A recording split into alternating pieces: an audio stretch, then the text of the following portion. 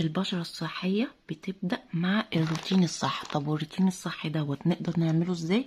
نعمله بغسول مناسب، بغسول يكون خالي من العطور. نعمله كمان بخطوة الدبل كلينزر ان احنا نستخدم فيها مثل ووتر يكون فيها زيتي، ونستخدمها كمان بايه؟ بالقطن. يعني الثلاث عناصر دول هم الحاجات الاساسيه اللي انت تقدري تنضفي بيهم البشره. ازاي؟ هقدر اقول لك ان انت اول حاجه خالص ان انت محتاجه معانا غسول زيتي، وافضل غسول زيتي فعلا انا جربته اللي هي ميه الميسلر ووتر من رو افريكا. الحجم بتاعها اهو، يا رب يكون واضح، 120 ملي.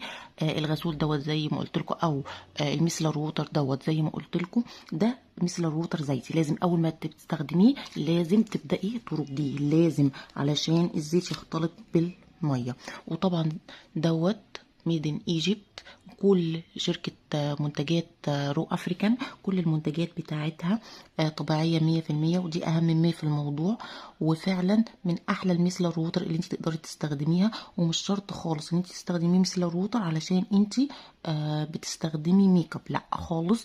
احنا كل يوم في نهاية اليوم بشرتك ديت بتتعرض للاوساخ، بتتعرض للجراثيم، بتتعرض للبكتيريا، بيبقى عليها الصن سكرين. فكل الحاجات ديت لازم تنضفي البشرة كويس. لازم تعملي خطوة الدبل كلينزر، وتضمني ان الميسلر ووتر دوت وصل لاعماق المسام بتاعتك من جوه علشان ينضفها. واحسن حاجه عشان تستخدميها زي ما قلت لك هو الميسلر ووتر.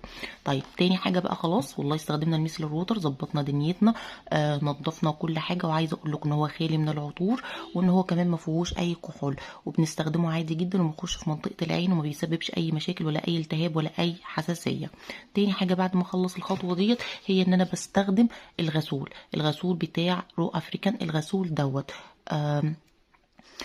غسول ينفع لكل انواع البشره.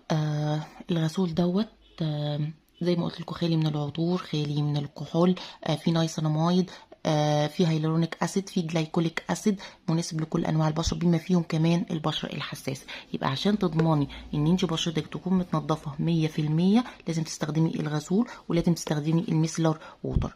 عايزين بقى نتكلم عن التفاصيل كلها بتاعه الباكج ده كده على بعضه، وهيناسب مين ومش هيناسب مين، وايه مميزاته وايه عيوبه. كملوا معايا لاخر الفيديو.